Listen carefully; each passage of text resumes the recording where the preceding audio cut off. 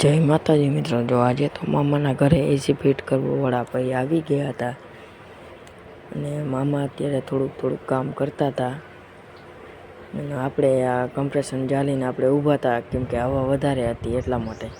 અને પછી મિસ્ત્રીએ કામ ચાલુ કરી દીધું હતું. પાઇપનો જોડવાનો હતો એસીનો, એટલા માટે દિવાલ મેરો હોલ કર્યો હતો. તે પછી એ ભાઈ હમું કરતા હતા.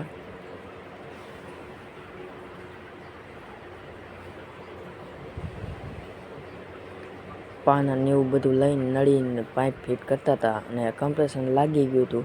અને હવે કમ્પ્રેશરમાં જે ઓલો પાઇપ ફિટ કરતા હતા એવડે લગાડવાનો હતો. તે ભાઈ એ કામ કરતા હતા